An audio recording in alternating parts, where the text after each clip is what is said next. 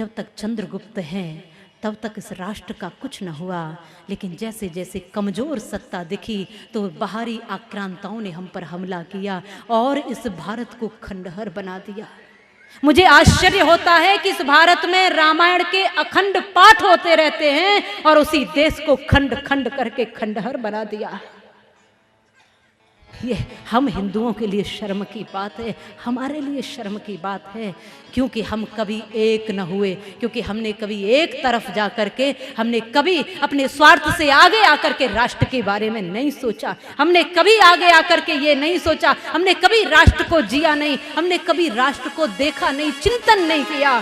और मुझे ऐसा लगता है कि तुमने सीख नहीं सीखी है गुरु नानक की साखी से, शायद अभी अपरिचित हो तुम कर्मवती की राखी से। तुमने जाकर नहीं देखा है जलियां वाले बागों को, तुमने जाकर नहीं देखा सिंदूर पुछी उन मांगों को, तुमने जाकर नहीं देखा है उस माथे की रोली को, तुमने जाकर नहीं देखा है खाली माँ की झोली को। भगत सिंह की फांसी के अगर फंदे से पूछा होता, गुरु श्रोमणी गोविंद सिंह के बंदे से पूछा होता, तो कभी न कहते तुम केवल ये महल मकान हमारा है, बरबस तुमको कहना पड़ता हिंदुस्तान हमारा है, हिंदुस्तान हमारा है, बरबस तुमको कहना पड़ता। अरे अपने घरों से निकलो और इस चार दीवारी से थोड़ा सा बाहर चिंतन देखो, ये पूरा राष्ट्र हमारा घर है, पूरा देश हमारा घर है, और इस देश में हमारी जिम्मेदारी है कि शांति रखें, इस देश में स्वच्छता रखें, इस देश में प्रेम रखें, और इस देश की गद्दी पर कोई गद्दार न बैठने पाए, ये हम और आप सबकी जिम्मेदारी बनती है, हमारी जिम्मेदारी है। गलत राजनीति नहीं होती, लोगों के मन में गलतियां और कमियां हैं, लोगों का मन गलत है। यह राजनीति जब राम जी ने की, क्या राम जी की जो कथा आप सुन रहे हो, जब ये राजनीति राम जी ने की तो ये मर्यादा बन गई, जब भगवान योगेश्वर श्री कृष्ण ने की तो यही राजनीति योग बन गई, राजा हरिश्चंद्र ने जब राजनीति की तो सत्य बन गई। और आओ आज पुनः हम ऐसे प्रभावशाली राजनीति को हम आगे लाकर अपने राष्ट्र को मजबूत करें कि हम भारतीयों के लिए ये वरदान बन जाए और आगे युवाओं का भविष्य उज्जवल कर सके। ये हमारे हाथ में है, इसमें किसी सत्ता और पदवी की बात नहीं बंधु, इसमें मेरे देश की बात है, मेरे गौरव की बात है, क्योंकि राष्ट्र सुरक्षित है तो मेरी ये कथाएं सुरक्षित हैं, मंदिर सुरक्षित हैं, धर्म सुरक्षित है, माँ गौ माता सुरक्षित है, भारत माता सुरक्षित है, और राष्ट्र सुरक्षित नहीं तो कुछ भी सुरक्षित नहीं रहने वाला है। मैं आपसे निवेदन करती हूँ, आप आंखें खोलो और देखो।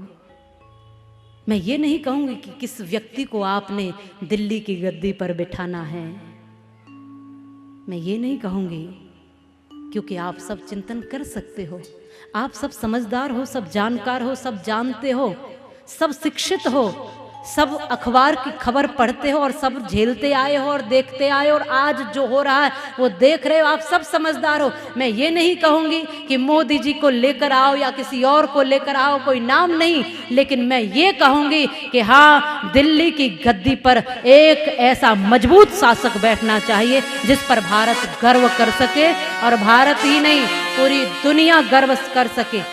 अभी भारत में है हम, लेकिन जब भारत से बाहर हम कथा के लिए जाते हैं तब हमें पता चलता है कि कितना गर्व भारत के प्रति लोगों के मनों में जागा है, ये हमें पता चलता है।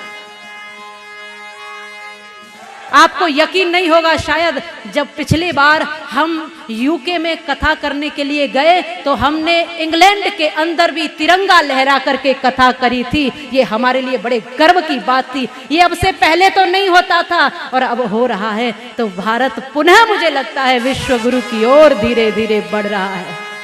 मुझे ऐसा विश्वास है कुछ बदलेगा, दृष्टि बदलिए, सृष्टि बदल जाएगी। मजबूती लाइए, आत्मविश्वास जगाइए, कमजोर दिल वाले किसी का भला नहीं कर सकते। अरे अपने हृदय में मजबूती लाइए। एक एक व्यक्ति शेर है, एक एक व्यक्ति ऋषि और महर्षियों की संतान है। पतंजलि, गौतम, पाणिनि की संतान हो आप कोई सामान्य नहीं हो। राम जी के वंशज हो आप, भगवान कृष्ण के पुजारी हो आप, और बजरंगबली की जय जयकार करने वाले हो आप कमजोर नहीं हो सकते हैं।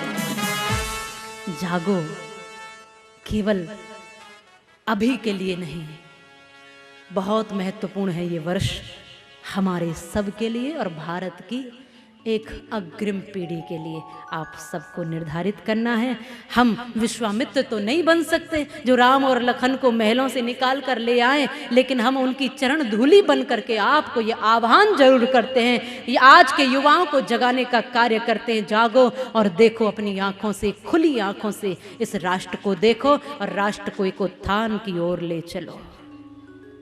ये विश्वामित्र जी ने किया।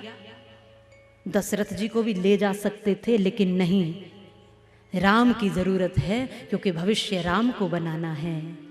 राम बन गए तो राष्ट्र बन जाएगा, राम मजबूत है तो राष्ट्र मजबूत है।